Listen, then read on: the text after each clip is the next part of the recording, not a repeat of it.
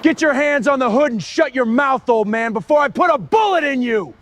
Deputy Cole Hartman screams, violently kicking the tire iron into the dirt. He grabs 71-year-old Augustus Pemberton by the throat and brutally slams his fragile body face first against the midnight blue Cadillac. Look at your dark skin. Look at your filthy clothes. You honestly expect me to believe an old black man like you actually owns a $40,000 luxury classic? Who the hell did you rob, Grandpa? People like you don't build masterpieces, you steal them! Augustus stays completely still, his open palms pressed flat against the warm metal. But Hartman viciously wrenches his arm up behind his back until it threatens to snap. The crowd gasps in horror as the deputy rips a worn leather notebook out of the old man's pocket and spits on the ground at his feet. Stop playing civilized with me. You're just a parasite hiding behind gray hair. I'm throwing your old ass in a cage where you belong, and we'll invent the charges at the station! You listen to me, old man. You keep your mouth shut, or next time won't be so gentle. Hartman smiles, drunk on his own cruel power, and he has absolutely no idea what he has just done. Because this defenseless elderly man is not a thief.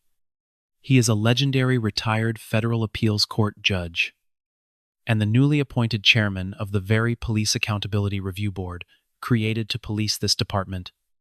In less than 1 hour, that destroyed notebook and a single rolling body camera are going to ruin Deputy Cole Hartman's life forever. 19 days. That is how long Deputy Cole Hartman had been waiting to hear whether he made the cut for the county's brand new Police Accountability Review Board. 19 days of polishing his record, of bragging in the break room that the one open seat was as good as his, of dreaming about the bump in pay and the shiny new line on his resume. The board had one open chair and one chairman who would decide who filled it. And on the best afternoon of the year, in front of his entire town, Deputy Cole Hartman had just thrown that chairman face first onto the hood of a Cadillac and called him a thief. He simply did not know it yet. But to understand the size of the hole this young man just dug for himself, you need to know exactly who Augustus Pemberton really is. Let me tell you about Augustus Pemberton, or at least the version of him that everybody in Holloway Ridge, North Carolina thinks they know. 71 years old. They call him Gus. He lives at the end of Sycamore Lane in a white farmhouse with green shutters and a porch swing that he oils every spring so it never squeaks. He grows tomatoes that win ribbons at the county fair. He fixes old cars in a barn out back. The kind of cars other men drive 200 miles to bring him, because Gus Pemberton can make a dead engine breathe again like nobody else in 3 counties. He wears the same kind of clothes every day. Faded work shirts, canvas trousers, boots that have seen 1,000 miles. He waves at every car that passes whether they wave back or not. To the town of Holloway Ridge. Gus is a retired school teacher. That is what they assume. Anyway, a quiet old black man with grease under his fingernails and a soft voice, puttering around with his tomatoes and his antique cars. Harmless. Invisible. The kind of man you nod at in the hardware store and forget about by the time you reach your truck. Nobody ever asks him what he actually did for a living. And Gus has never volunteered it. Not because he is ashamed. Lord. No. Because he learned a long time ago that the most powerful thing a man can do is let people underestimate him. And then watch. Quietly. Patiently. What they reveal about themselves when they think nobody important is looking. There is a whole education to be had in that. A man shows you exactly who he is in the way he treats the person he believes cannot help him or hurt him. Gus has spent a lifetime watching people fail that test, and a lifetime watching a rare few pass it. And he has learned to tell the difference inside of about 10 seconds. He was not always old. He was not always quiet. Either, there was a time, a long time ago, when Augustus Pemberton was a sharp young man in a borrowed suit, the first in his family to finish high school, let alone college. Let alone the thing that came after college. He grew up 9 miles from where he sits now, in a part of the county that does not have a Founder's Day, in a house with no indoor plumbing. The son of a man who fixed cars in other men's garages for wages that would shame you to hear. His father's hands were always black with grease, and his father never once owned a single one of the beautiful machines he kept running. Gus learned engines at his father's elbow before he learned long division. And he swore. Asa boy. 2 things. That he would one day own a car as beautiful as the ones his father fixed for other men, and that he would find a way to spend his life making sure the rules applied to everyone. Not just the people who wrote them. He kept both promises. It just took him about 60 years. Here is a detail that seems small, but is not. Every single morning, before he pulls on his boots, Gus slides a ring onto the 3rd finger of his right hand. It is a heavy gold ring, scratched and worn smooth at the edges, with a small dark stone and an inscription on the inside band that has nearly rubbed away. His late wife, Eleanor, gave it to him the day he was sworn in, 40 years ago, and she pressed it into his palm and folded his fingers over it and said, "Don't you ever let them make you forget who you are?" Eleanor has been gone 3 years now. He never takes the ring off except to wash dishes. When people ask, he says it was a gift from a colleague. That is technically true. The colleague was the President of the United States. Keep that ring in the back of your mind. We will come back to it. And when we do, it is going to change everything. And here is one more thing. In the breast pocket of every shirt Gus owns, there is a small leather notebook, soft and cracked with age, held shut by a rubber band. He writes in it most days. Dates, names, small observations in a careful, slanting hand. The neighbors think he is writing down recipes, or things to fix, or the names of his grandchildren. They are wrong about that too. What is in that notebook is the single most dangerous document in Holloway County, and not one soul besides Gus knows it exists. Holloway Ridge, North Carolina. Population 18,000. 81% white. It is the kind of place where folks put their hands over their hearts at the Friday night football game and say grace before supper and genuinely believe they would never, ever treat a man differently because of the color of his skin. And it is also the kind of place where a black family that moves onto the wrong street finds out real fast which neighbors stop waving. The Holloway County Sheriff's Department has 62 deputies. 7 of them are black. Over the past 2 years, the department has received 9 formal complaints of excessive force or unlawful detention. 8 of those 9 complaints were filed by black residents. All 9 were reviewed internally. All 9 were dismissed. 9 for 9. A flawless record. If you are the kind of person who measures a department by how few of its own it punishes, it got bad enough, loud enough, that the county commission did something almost unheard of. They voted to create a civilian police accountability review board, an independent body with real teeth, the power to review body camera footage, to subpoena records, to recommend discipline that the sheriff could not simply bury. The first board of its kind in the history of the county. You should understand how rare that is. Most towns like Holloway Ridge never get that far. Most towns, the complaints pile up quietly in a drawer somewhere, and the people who filed them learn to stop filing them. And the whole rotten arrangement just continues.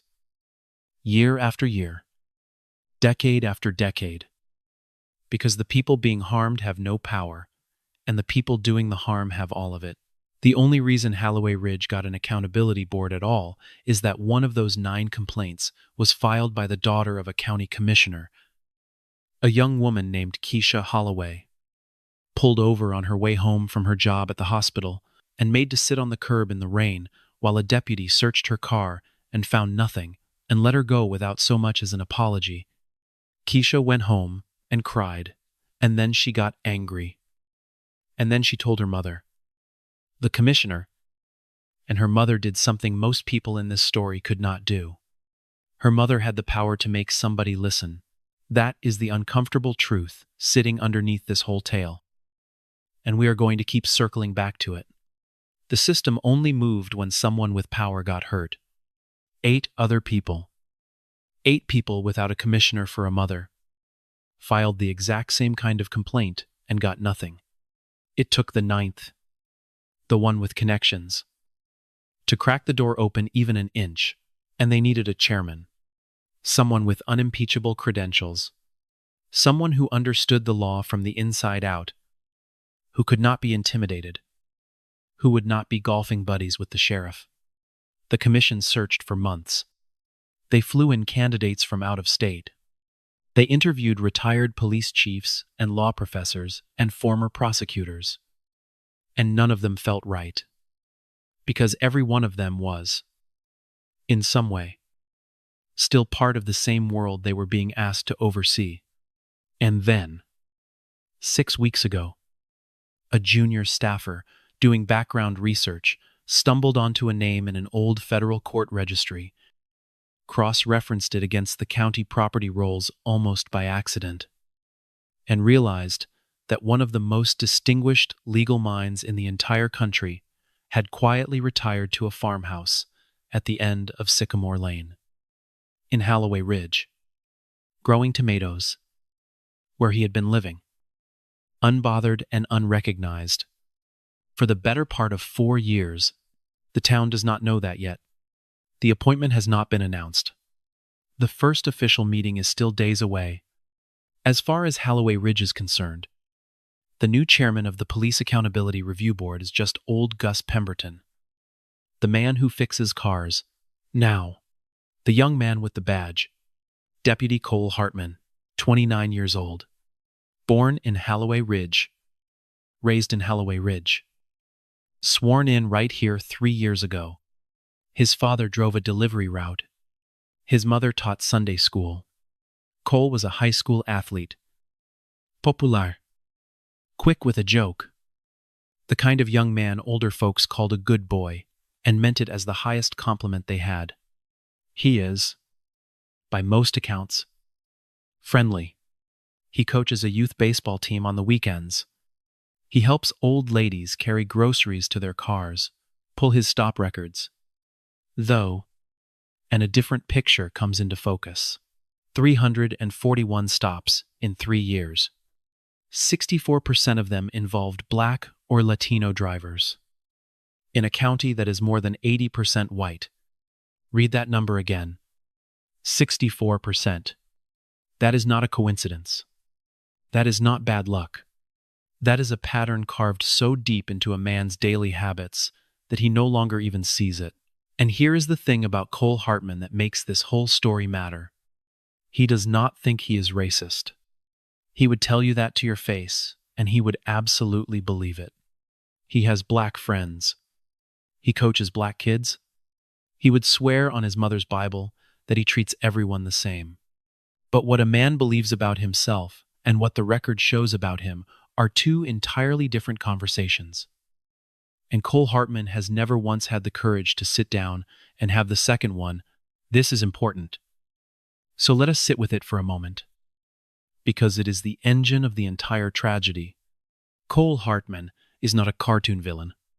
He is not the kind of man who uses slurs or burns crosses or thinks of himself as hateful. If you described his stop record to him, the 64%, he would have an explanation, ready for every single one. That neighborhood has more crime. That car looked suspicious. That guy was acting nervous. And he would believe every explanation. Because the alternative, the possibility that 1,000 small decisions made below the level of conscious thought have been quietly sorting human beings by the color of their skin, is a thing he cannot bear to look at directly. It would mean he is not who he thinks he is, and there is almost nothing a man will not do to avoid finding that out. That is what makes him dangerous. Not malice. Blindness. The deputy who knows he hates you will at least watch himself. The deputy who is certain he is one of the good ones never does, because in his own mind, he has nothing to watch for.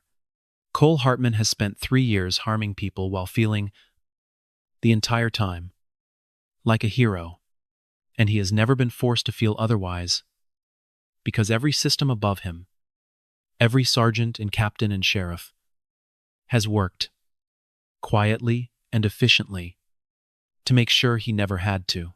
His supervisor is Sergeant Dale Whitcomb, 53.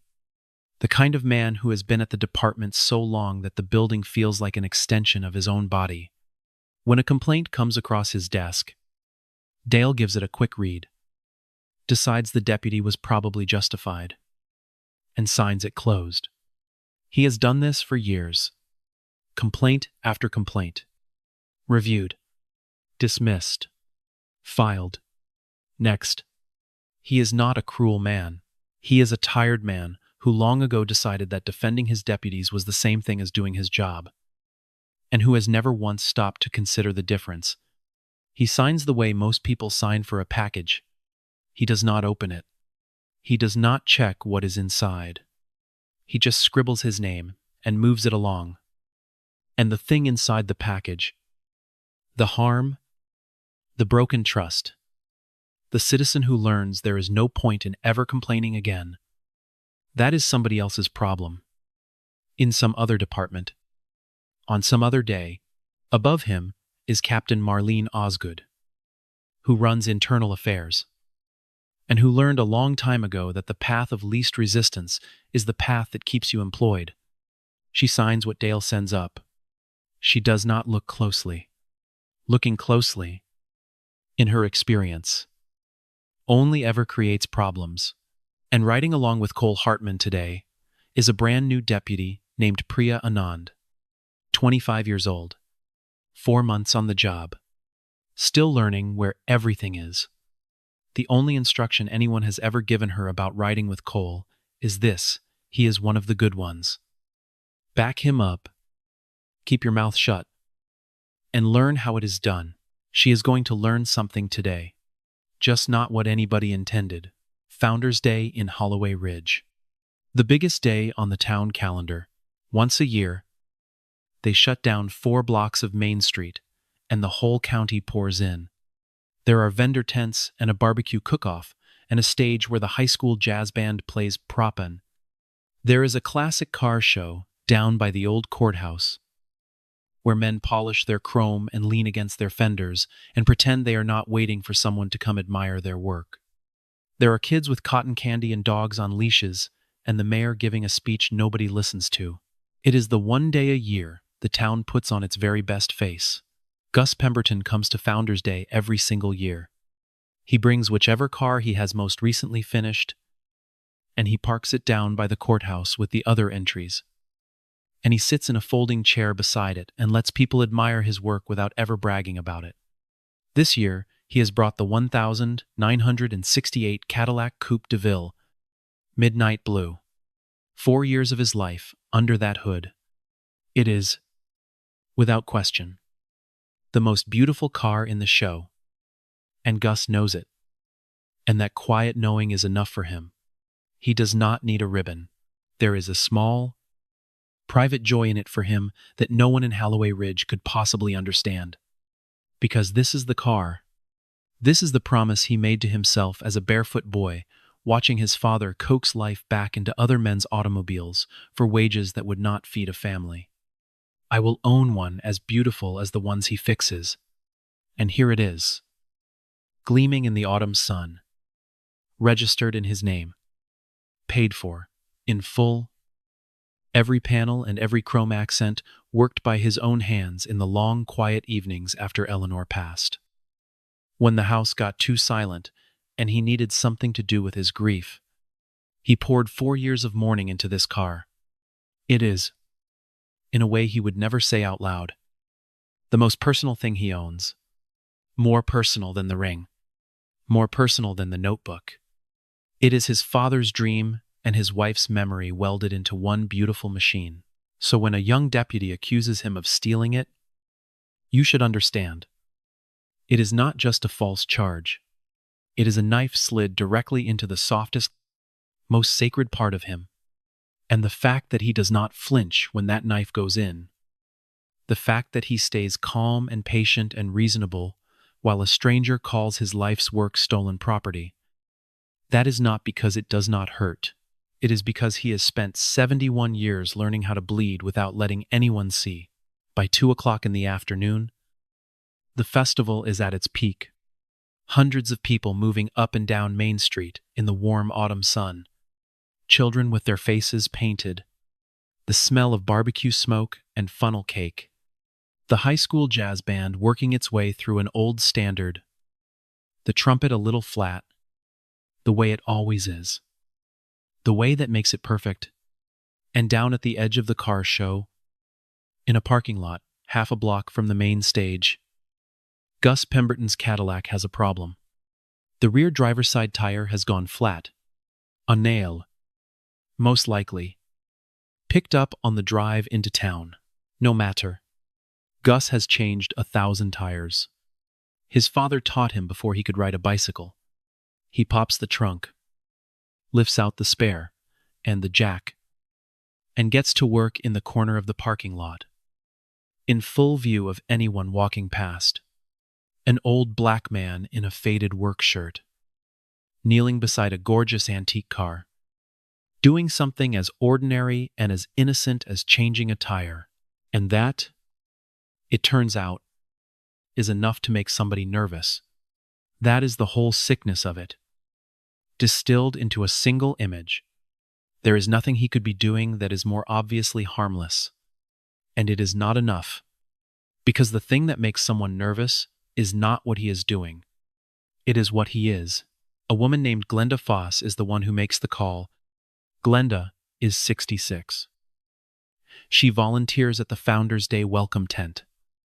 And she has spent her whole life in Holloway Ridge, believing herself to be a kind and decent person. Which, in most contexts, she is. But Glenda sees an old black man crouched beside a luxury car that, in Hamin, he could not possibly own, working at it with a tool in his hand, glancing around now and then, the way anyone glances around, and something in the back of Glenda's mind, something she would deny to her dying breath, whispers that this does not look right. So she finds the nearest deputy, and the nearest deputy is Cole Hartman, working crowd control near the car show. With rookie Priya Anand a step behind him, there's a man over by the blue Cadillac. Glenda says, he's got some kind of tool, and he keeps looking around. I think he might be trying to break into it.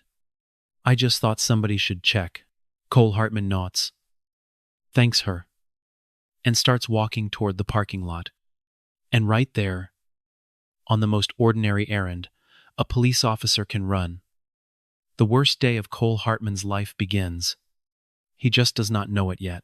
Here's what a good officer does in this situation.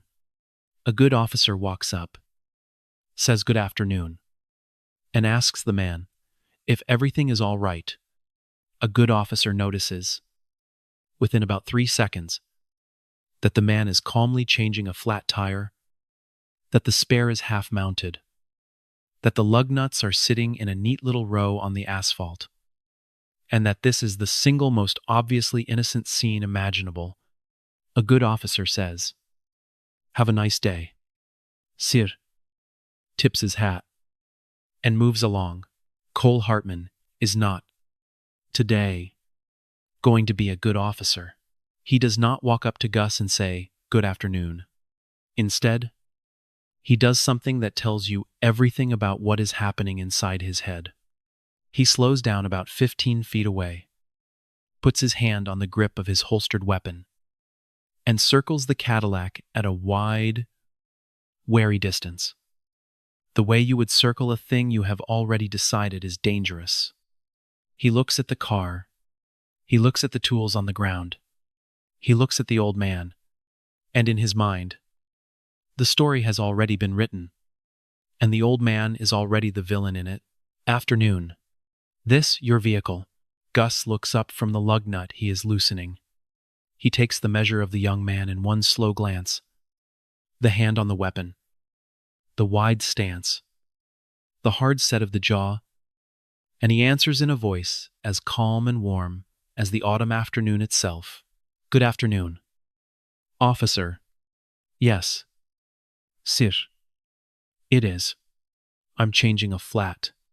Picked up a nail somewhere on the highway. I expect. Stand up. Step away from the vehicle. I'm right in the middle of mounting the spare. If I step away now, the car's going to come down off the jack. Give me one moment to set it down safe, and I'll be happy to stand and talk with you. I didn't ask you to explain. I said, step away from the vehicle. And so, Augustus Pemberton, who has changed 1,000 tires, sets down his tire iron, raises his open hands, and rises to his feet. Slowly, carefully, making sure his hands stay visible the entire time. He does not say another word about the car. He has done a version of this before. Not this exact thing. But this, the questioning, the hand on the weapon, the careful, deliberate calculation of how to stay alive during an encounter that should never have been an encounter at all. Every black man in America knows this choreography. You learn it the way you learn to tie your shoes. The difference is that getting it wrong does not mean a loose lace. What's your name? Augustus Pemberton. You got ID on you? It's in the car. In my jacket on the passenger seat. I'm happy to get it for you. But I'm going to tell you before I move so you know what I'm reaching for. Is that all right? Don't reach for anything. Where do you live? Sycamore Lane. End of the road. White house with green shutters. I've lived in this county a long time. Officer. Longer than you've been alive.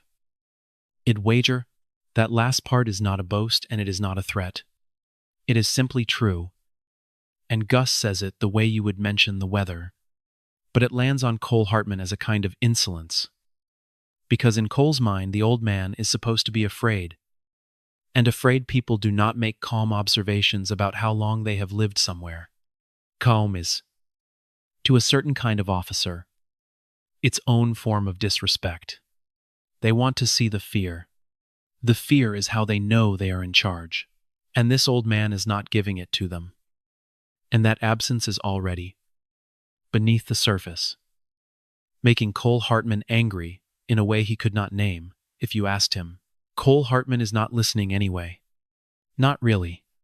He is looking at the car, this gleaming $40,000 restored Cadillac, and he is looking at the old man's grease-stained work shirt and worn boots. And the math is not adding up in his head. And instead of stopping to consider that maybe his math is built on a rotten assumption, he leans in harder on the assumption. That is the move. That is the move that turns a misunderstanding into a catastrophe. When the facts do not fit the story, a wise man changes the story. Cole Hartman is not, today, a wise man. When the facts do not fit his story, he decides the facts must be lying. This is a real nice car. Real expensive. You telling me this is yours. I built it. Took me 4 years. Every bolt in that engine.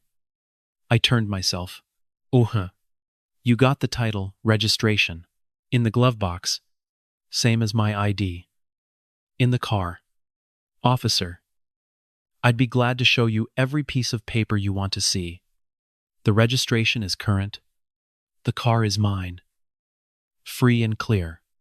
Now I'm going to ask you, gently, to let me reach into that car and get you what you're asking for. Because right now, you're asking me to prove something and forbidding me from proving it in the same breath. That last sentence lands. It is calm. It is logical. It is absolutely correct. And it makes Cole Hartman's face go tight. Because somewhere underneath his certainty, he knows the old man is right. And being shown you are wrong by a man you have already decided is beneath you is a particular kind of humiliation that some men respond to by getting smaller, and some men respond to by getting meaner. Cole Hartman gets meaner. You know what? You keep your hands where I can see them. Deputy Anand. Watch him. He's getting agitated. Priya Anand. 4 months on the job. Looks at the old man, who has not raised his voice, who has not moved a muscle, whose hands are still lifted in plain view. And she thinks, very quietly to herself, he is not agitated. He is the calmest person in this parking lot. But the only instruction she has ever been given is to back him up and keep her mouth shut. So she keeps her mouth shut. She does, however, do one small thing. She makes sure her body camera is recording, and she angles herself just slightly so that the lens has a clear, clean view of everything. That small decision is going to matter more than she could possibly imagine. But before we go further, you need to understand what was actually written in that little leather notebook, because it is the secret heart of this entire story. For 19 months, people had been coming to Gus Pemberton's porch. It started by accident. A young man named Terrence, who delivered Gus's feed and supplies, mentioned one afternoon that he'd been pulled over 3 times in a single week on the same stretch of road. Searched each time, ticketed for nothing, and that when he'd tried to file a complaint, the woman at the front desk of the sheriff's department had looked at him like he was wasting her time, and the complaint had vanished into nothing within 48 hours. Terrence did not know Gus was a retired federal judge. Nobody did. He was just talking. The way you talk to a kindly old man while you unload sacks of feed. But Gus listened, and Gus asked questions. The right questions. Quiet. Precise. Lawyerly questions. And when Terrence left, Gus took out his notebook and wrote down everything. The dates, the location, the deputy's description, the disappeared complaint, and then Terrence told someone. That old man on Sycamore? He listens. He writes it down. He acts like it matters. And that someone came too, and told someone else. And for 19 months, a quiet underground stream of people who had nowhere else to turn made their way to a farmhouse at the end of a dirt road to tell an old man their stories. Because he was the only person in Halloway County who would write them down as though they were true. There was Denise, a nurse, pulled over on her way home from a double shift, made to stand in the rain while a deputy went through her purse. There was a 17-year-old named Marcus, walking home from his job at the grocery store after dark, stopped and frisked, and told he matched a description that was never produced, of a suspect who never existed. There was an elderly woman named Ruth, whose grandson was handcuffed in her own front yard for the crime of carrying a television out of her house, his own grandmother's house, where he had just helped her set up the new set she'd saved 6 months to buy. There was a school teacher, a deacon, a delivery driver, a college student home for the summer. Different people, different days, the same story, over and over and over. 19 months, 41 separate incidents, everyone documented in a careful, slanting hand, with dates and times and badge numbers where Gus could get them, and cross-references to the relevant statutes in a code only a federal judge would know by heart. It was not a diary. It was a brief, a meticulous, devastating, irrefutable legal brief, built one porch conversation at a time, waiting for the day it would be needed. Gus had not gone looking for the accountability board. The board had come looking for him. And when the commission's representatives sat in his living room 6 weeks ago and explained what they wanted him to do, Gus had listened quietly.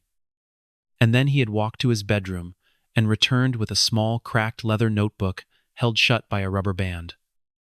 And he had set it on the coffee table and said, "I believe I have been preparing for this conversation for some time without knowing it."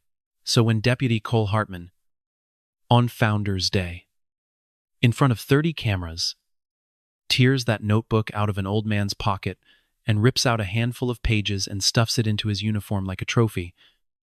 He is not destroying an old man's scribbles. He is destroying the evidence in 19 months of civil rights violations, submitted to an incoming oversight official. On video, he has just committed, on camera, a federal felony, in the service of covering up 40 other ones he knows nothing about. He has no idea. None of them do. Not yet. The notebook is still, at this moment, in the breast pocket of Gus Pemberton's shirt. Undiscovered.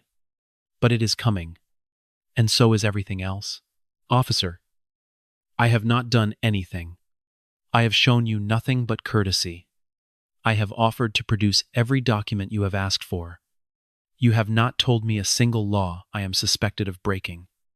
Now I will ask you, for my own understanding, what is the crime here? What did somebody tell you I did?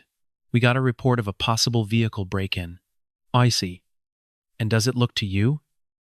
Right now, standing where you are standing, like a man breaking into a car, or does it look like a man changing a flat tire because the spare is half-mounted? The lug nuts are sitting right there in a row, and the jack is under the frame. I am asking you to use your own two eyes, and here, for just 1 second, Cole Hartman hesitates. Because the old man is right, he can see it. The half-mounted tire, the neat row of lug nuts, the jack, everything about the scene screams the truth. For 1 fragile second, the good officer Cole tells everyone he is almost surfaces. Almost says, "You know what? Sir, my mistake. You have a good day." And then his pride swallows it whole. Because to walk away now is to admit, in front of his rookie partner, in front of the gathering edge of a Founders Day crowd, that he circled a man with his hand on his gun over nothing, that he was wrong. And Cole Hartman would rather be cruel than be wrong. Hands on the trunk. Now, I'm not going to tell you again. Gus looks at him for a long moment, and then he makes a decision that costs him something, that costs every man in his position something. The decision to comply with an unlawful order, because the alternative is a young, frightened, armed man making a tragic mistake. He places his open palms flat on the trunk of his own Cadillac, the car he built with his own hands, the car registered in his own name, and he lets a man who has found no evidence of any crime pat him down like a criminal. In broad daylight, at the town festival, while the neighbors begin to gather and stare, Cole runs his hands down the old man's sides, his legs, his arms, finds nothing. Of course, a wallet, a set of keys, a small leather notebook held shut with a rubber band. Cole pulls the notebook out of the breast pocket and flips it open. Pages of dates, names, small careful observations in a slanting hand. He does not understand what he is looking at. He sees an old man's scribbles. The hell is this? That is my personal notebook. I would appreciate it if you put it back in my pocket. I'll decide what I do with it.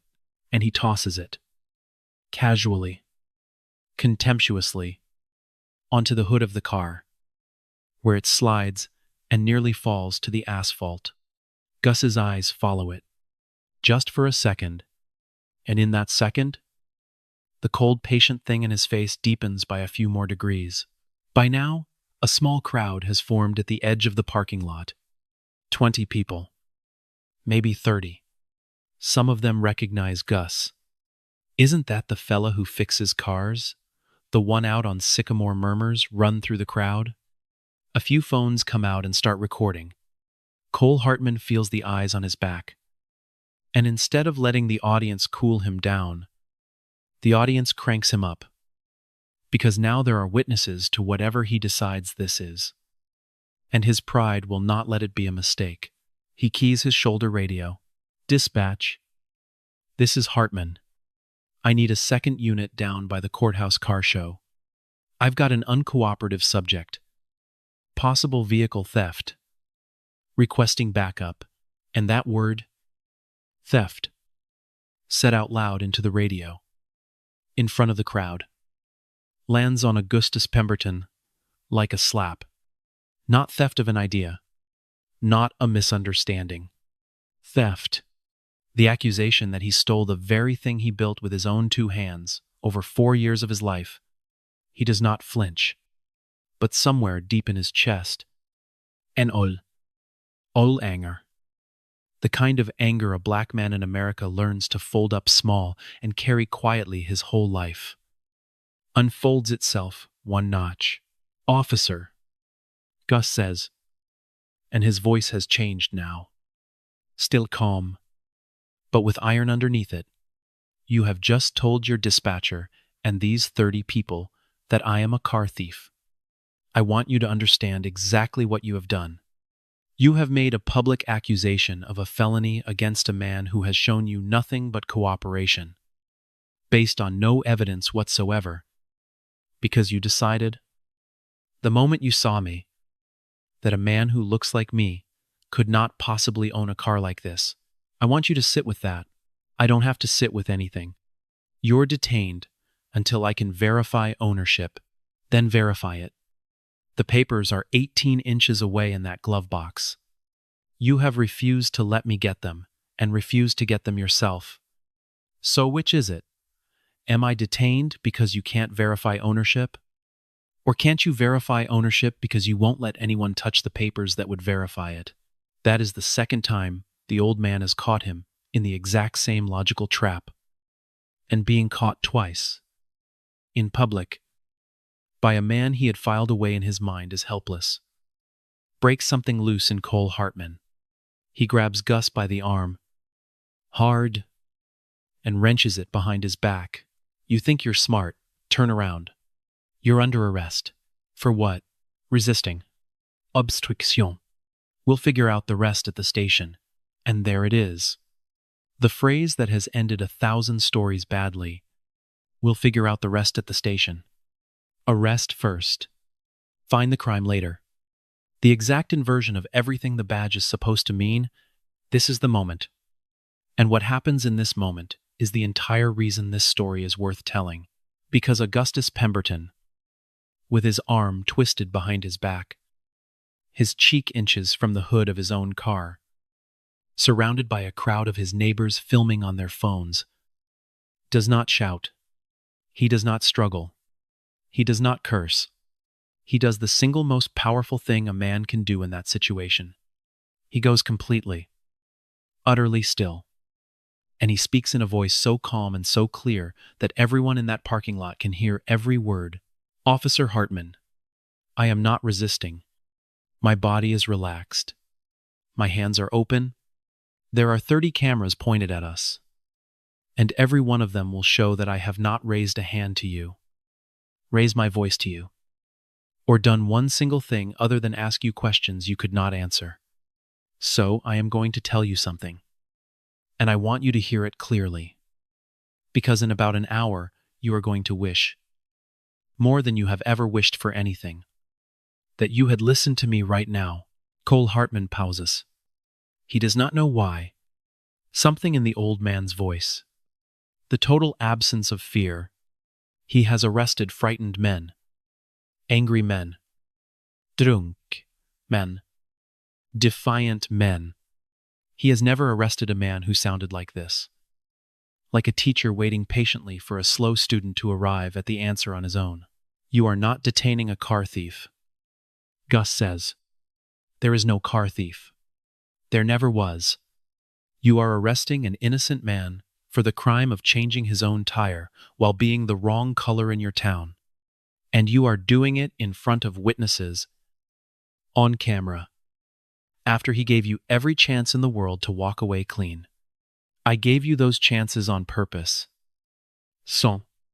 I gave you every single one, and you took none of them. And then Gus says the thing that will be replayed on every news broadcast in the state for the next 2 weeks.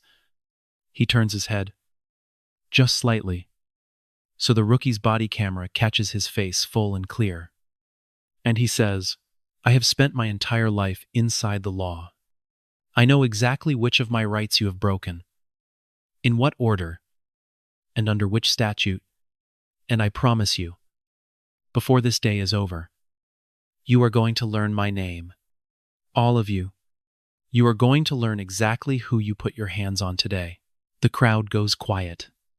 Cole Hartman's grip loosens, just slightly, without his meaning it to. And in the distance, a second patrol car pulls into the lot, and Sergeant Dale Whitcomb steps out. The supervisor, 53 years old. The man who signs the complaints closed without reading them. Come to see what all the fuss is about. He is about to find out. Sergeant Dale Whitcomb walks up with the slow, heavy gait of a man who has broken up 100 squabbles and expects this to be the 101st. He takes in the scene. The old man bent over the car, his deputy holding him. The crowd, the phones, what we got? Hartman, possible vehicle theft. Sarge, subjects uncooperative. Won't verify ownership. I've got him detained. Dale looks at the old man. And here is where the story could have turned. Because Dale Whitcomb has lived in this county his whole life.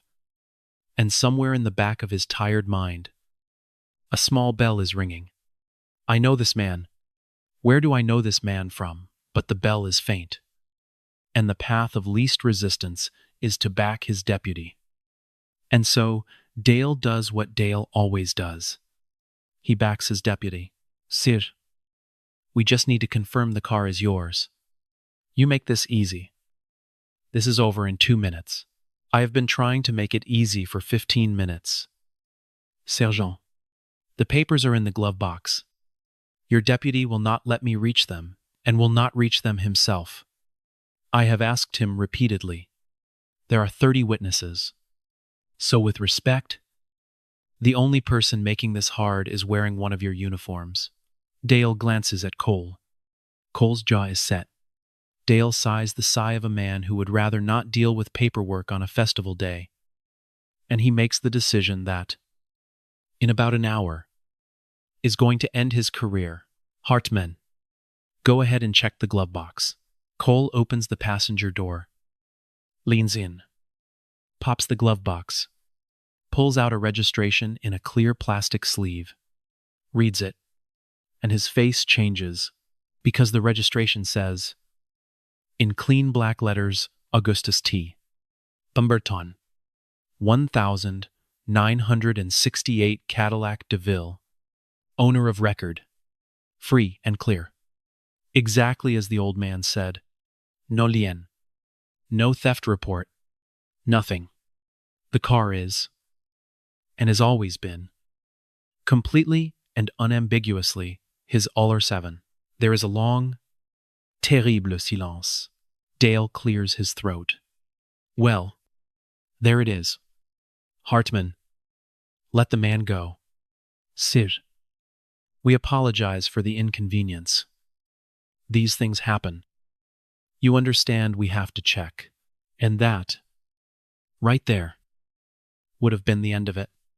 An apology. A handshake. The crowd disperses. Everyone goes home, except for what Cole Hartman does next. Because Cole Hartman, 29 years old. His pride flayed raw in front of his sergeant and his rookie and 30 neighbors. Cannot stand to simply let the old man go. He has to find something. He has to be right about something. And so he does the thing that turns a bad afternoon into a federal case. He grabs the small leather notebook off the hood of the car, the one with all the dates and names, and he holds it up. What about this? Then subject was carrying this. Looks like he's been surveilling people. Recording license plates. Names. Times. That's stalking material. I want this logged as evidence. That is not yours to take. Gus says. And for the first time, there is steel in his voice and no warmth at all. Put it down. Yeah, make me. Ottman, and Cole Hartman, in a final act of contempt, in front of every camera, opens the notebook, tears out a handful of pages, and stuffs the whole thing into his uniform pocket like a trophy. Augustus Pemberton straightens up. The arm is released now. He stands at his full height, and he looks at the young deputy, and then at the sergeant, and then at the crowd. And when he speaks, his voice carries to the very back of the parking lot. That notebook, he says, contains 19 months of documentation, names, dates, times, and circumstances of every single unlawful stop, every act of excessive force, and every false accusation made by the deputies of this department, reported to me by the citizens of this county who had nowhere else to turn. You have just seized it, illegally, and torn out the pages.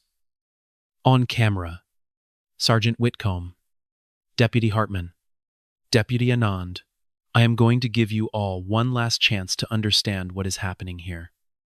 And then I am going to make a phone call.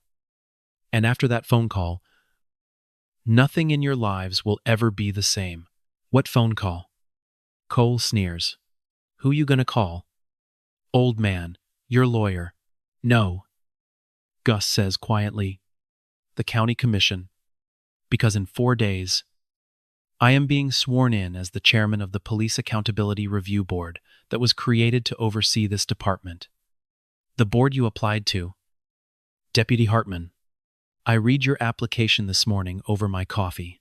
The silence that follows is the kind of silence you can feel in your teeth. Sergeant Dale Whitcomb's face has gone the color of old paper, because now the faint bell in the back of his mind has finished ringing, and he knows where he has seen this man before, and it was on the front page of the county paper 6 weeks ago, under a headline about the new oversight board. Except the photo was old, and the man in it wore a suit. And Dale had glanced at it and thought, good, somebody competent, and turned the page, and never once connected the dignified man in the newspaper to the old fella who fixes cars on Sycamore Lane. But it gets worse for them. So much worse. Because the notebook and the board appointment, as devastating as they are not even the whole truth. They are not even close. Sergeant, Gus says, would you do me the courtesy of reading the inscription on the inside of this ring? He slides the heavy gold ring off his right hand and holds it out. Dale takes it with a shaking hand and turns it toward the light. The inscription is worn. But legible. To Han. A. T. Pemberton, United States Court of Appeals. Fourth Circuit, with the gratitude of a nation. Dale Whitcomb reads it twice, and then his knees actually buckle. Just slightly. And he has to put a hand on the Cadillac to steady himself, because Augustus Pemberton is not a retired schoolteacher.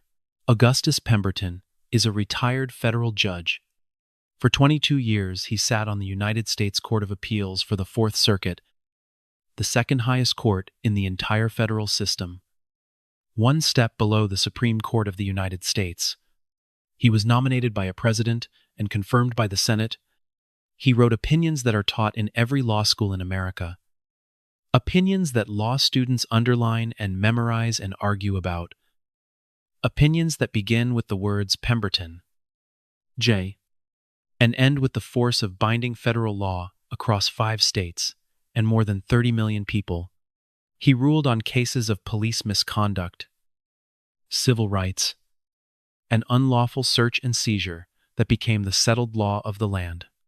The legal standard that governs what a police officer may and may not do during exactly the kind of stop that just occurred in this parking lot. The case that every officer in this state is supposed to be trained on. The precedent that defines the line Cole Hartman just sprinted across. Augustus Pemberton wrote it, with his own hand, in a chambers in Richmond, 20 years ago.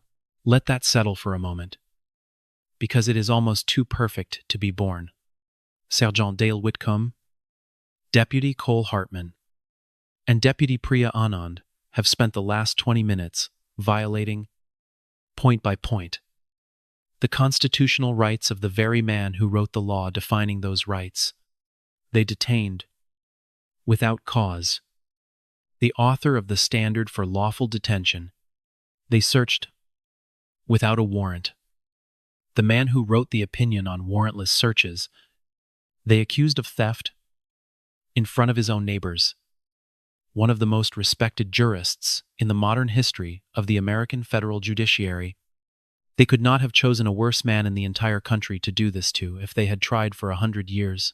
When the county commission went looking for someone with unimpeachable credentials to chair their new accountability board, someone who understood policing and the law from the inside out, someone who could not be intimidated, bought, or fooled, they did not find a lucky amateur. They found a man whose name is in the federal reporters, whose portrait hangs in a courthouse 200 miles away, who retired not because he was finished, but because Eleanor got sick and he wanted to bring her home to the county where they were both born, and who stayed after she passed, because leaving felt like leaving her, and who filled the long, silent years with tomatoes and antique cars and a small leather notebook full of his neighbor's grief. I gave you every chance. Gus says again, very softly, taking the ring back and sliding it onto his finger, where it has lived for 40 years.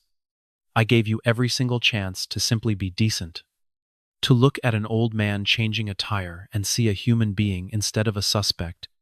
You could have said good afternoon and walked away, and none of this would be happening. I have been pulled over and made to feel small more times in my life than you have years on this earth. And I learned a long time ago to give the man in the uniform every possible opportunity to be better than the worst version of himself. I gave you those opportunities on purpose, one after another, and you took none of them. Not one. So now you are going to find out exactly who I am. And so is everyone else. What happens over the next 90 minutes happens fast. Gus does not shout. He does not gloat. He simply takes out his cell phone, dials a number from memory, and speaks quietly for 2 minutes. Then he hangs up and waits, calm as a man waiting for a kettle to boil.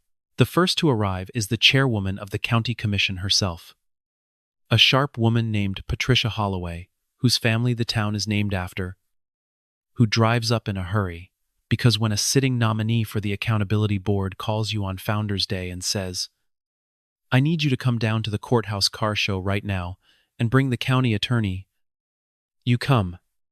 She arrives, takes one look at the scene, the crowd, the phones, the gray-faced sergeant, the deputy with a torn-up notebook stuffed in his pocket, and her expression goes very flat and very serious.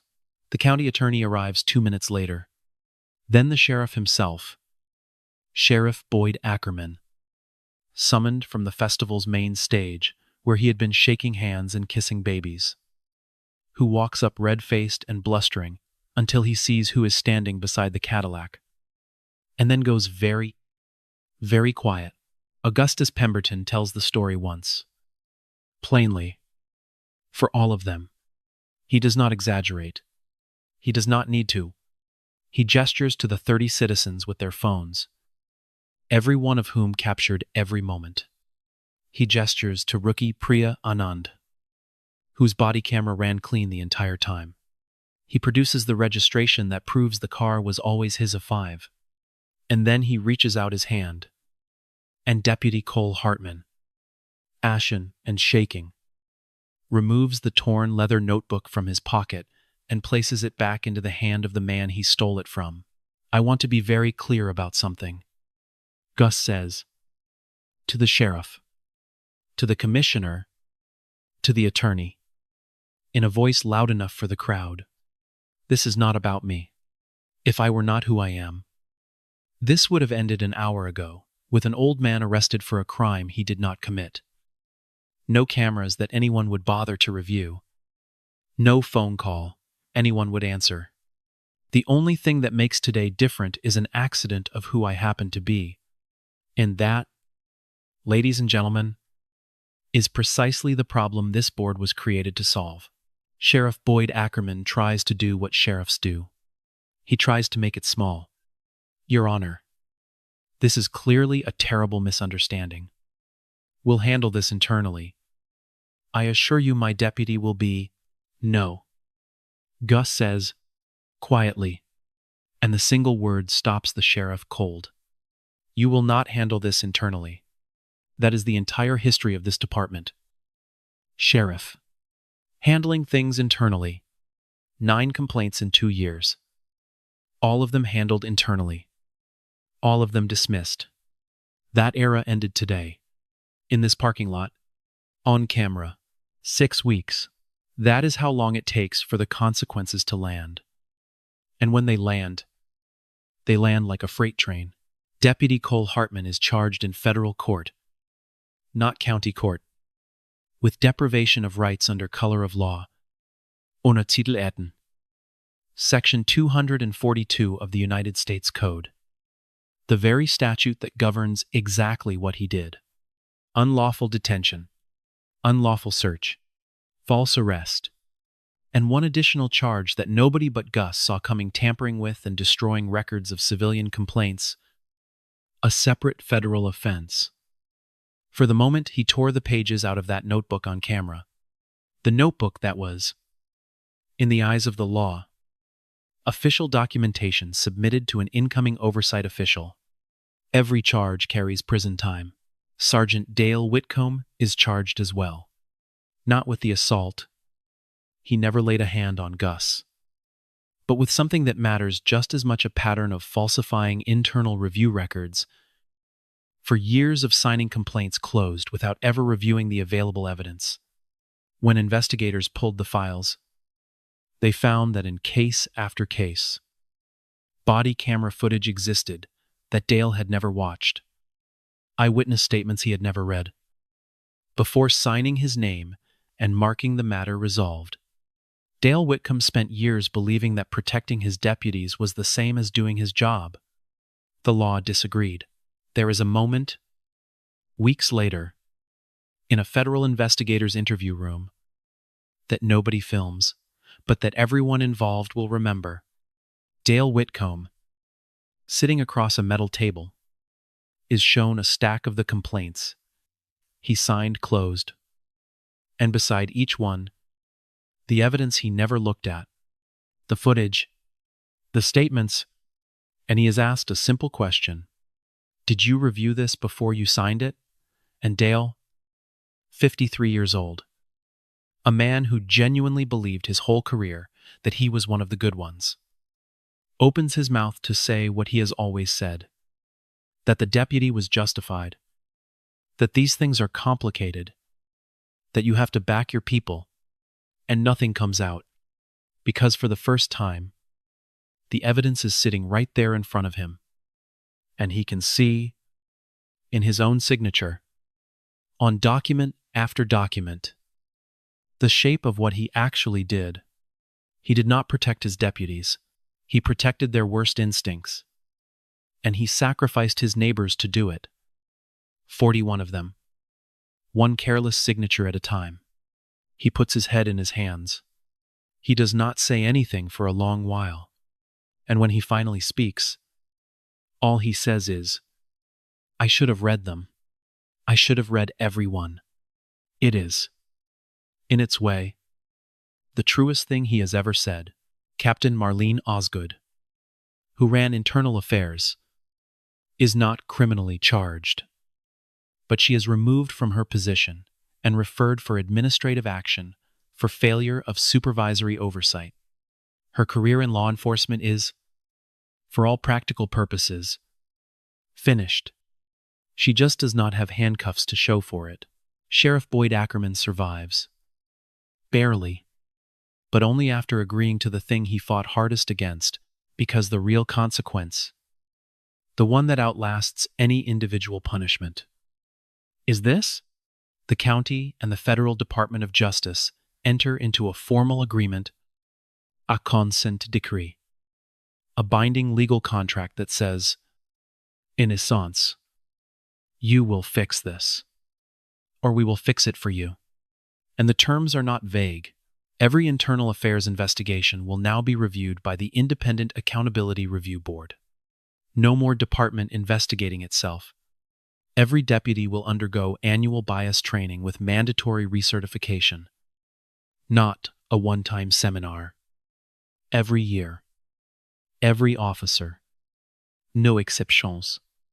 All body camera footage and any complaint will be reviewed by the civilian board. Not by a sergeant. Not by a captain. By citizens of the community with the authority to watch the tapes and ask the hard questions. And a brand new complaint system will route every citizen complaint directly to the board's independent office, bypassing the chain of command entirely, so that no Dale Whitcomb can ever again make a complaint disappear with a signature. Deputy Cole Hartman's termination hearing lasts 20 minutes. He walks in wearing a suit instead of a uniform for the first time in 3 years. His badge and his service weapon are collected at the door. He signs the papers. Nobody shakes his hand. He carries his belongings out in a cardboard box, past the youth baseball trophy he won with the kids he coached. And his trial in federal court is set for the spring, in a courtroom far from Holloway Ridge, before a judge who does not golf with the sheriff, in front of a jury that is not drawn from the same 18,000 people who clapped for him at Founders Day, and Deputy Priya Anand. Priya is not charged. Priya did the one thing in that parking lot that turned out to matter. She made sure her camera was running, and she angled it clean, and she preserved the footage. And when the investigators came, she told them the truth. The whole truth. Even the part where she stood by and said nothing while it was happening. She does not pretend to be a hero. She would be the first to tell you she should have spoken up in the moment and did not. 4 months on the job. Told to keep her mouth shut and learn. She kept her mouth shut.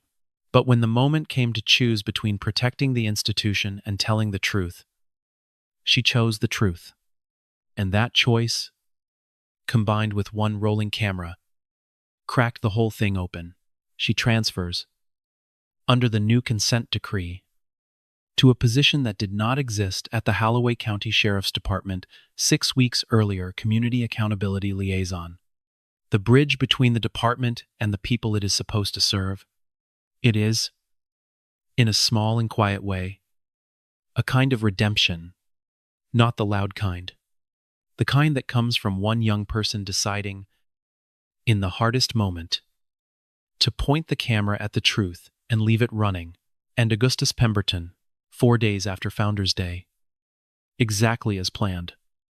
He is sworn in as the founding chairman of the Holloway County Police Accountability Review Board. The ceremony is simple. He wears a suit. He raises his right hand, the gold ring catching the light, and he takes an oath he has taken many times before in many higher rooms than this one.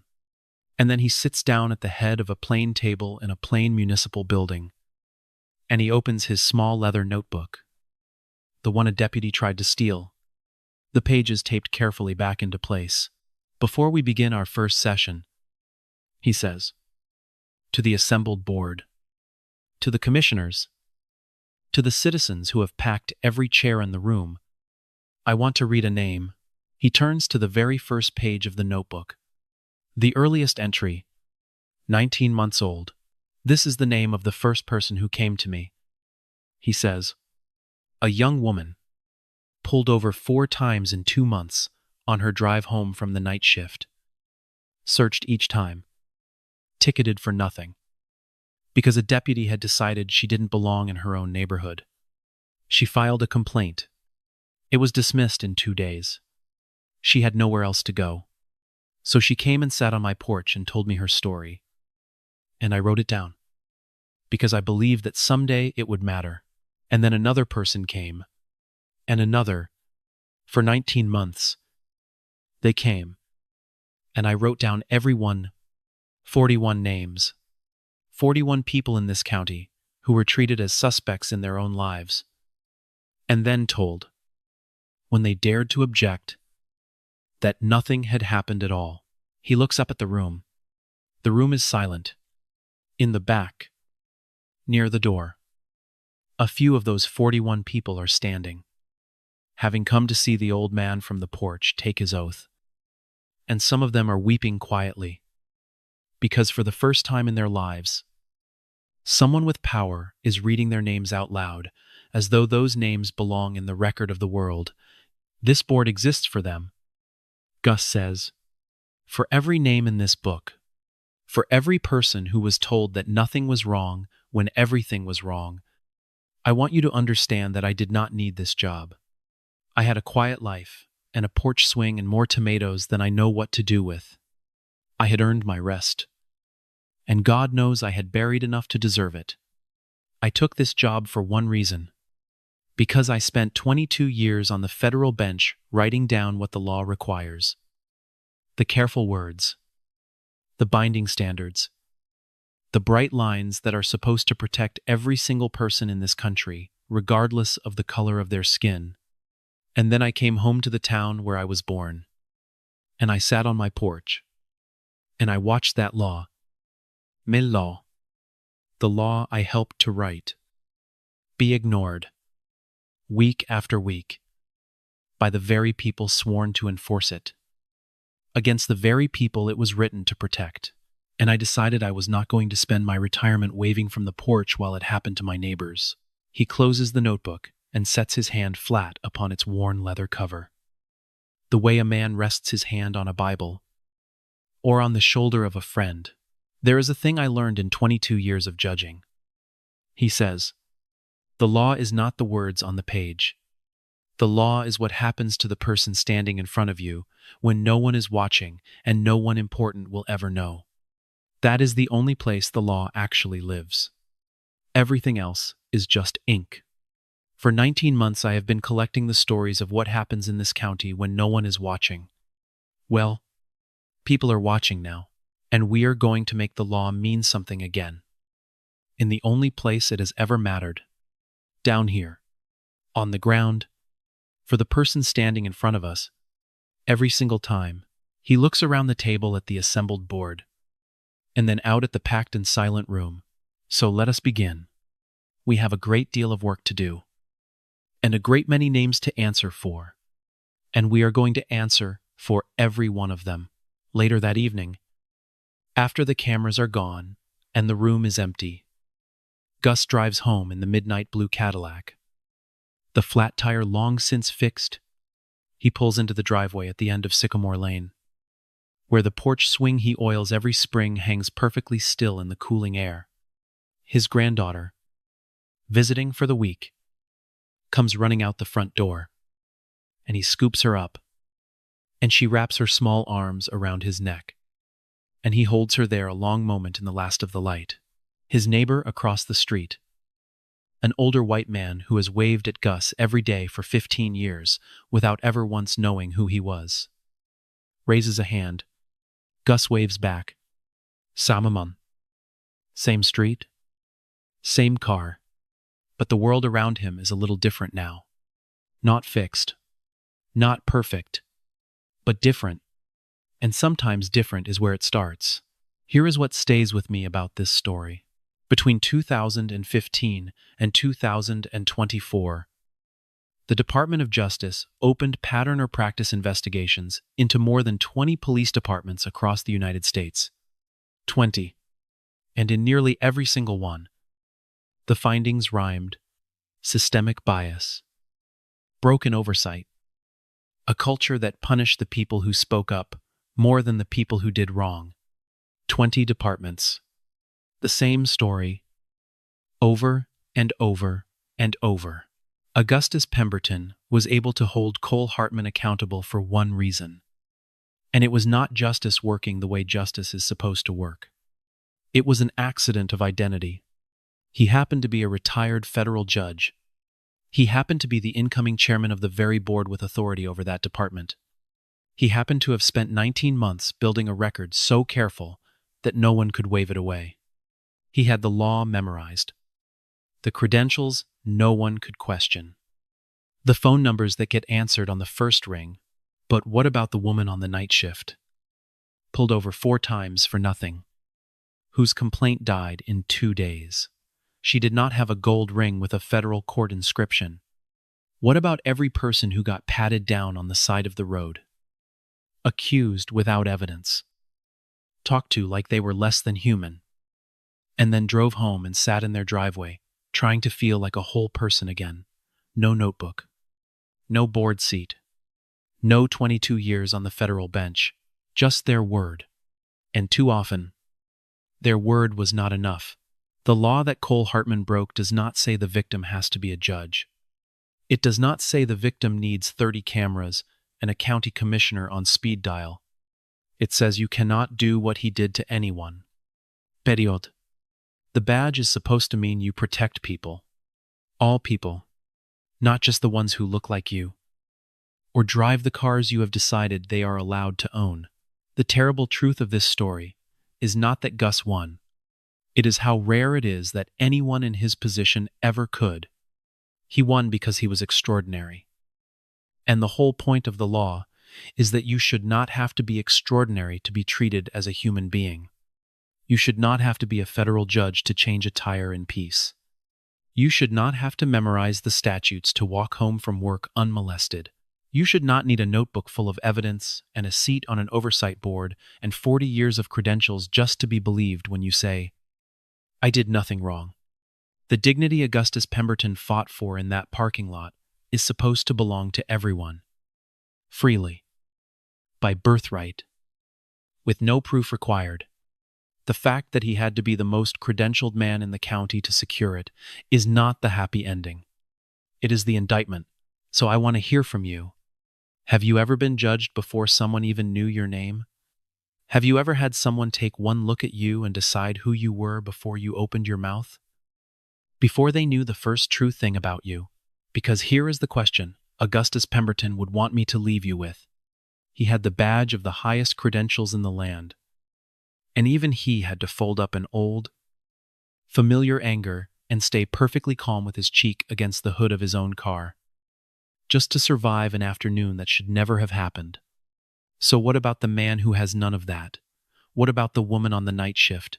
What about every single person who was told nothing was wrong? When everything was wrong, something was wrong. And the only way it ever gets fixed is when enough of us refuse to look away. Think about the math of it for one moment. 41 names in that notebook. 41 human beings in one small county. Over 19 short months. Treated as criminals in their own lives. And every single one of them was told, in writing, that nothing had happened at all. Now, multiply that by every county in every state in this country. Multiply it by all the notebooks that were never kept. All the porches with no judge sitting on them.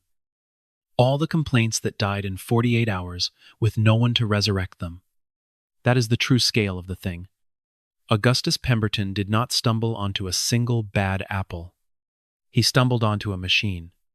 A quiet, efficient, well-oiled machine for turning human beings into suspects and then erasing the evidence that it ever happened.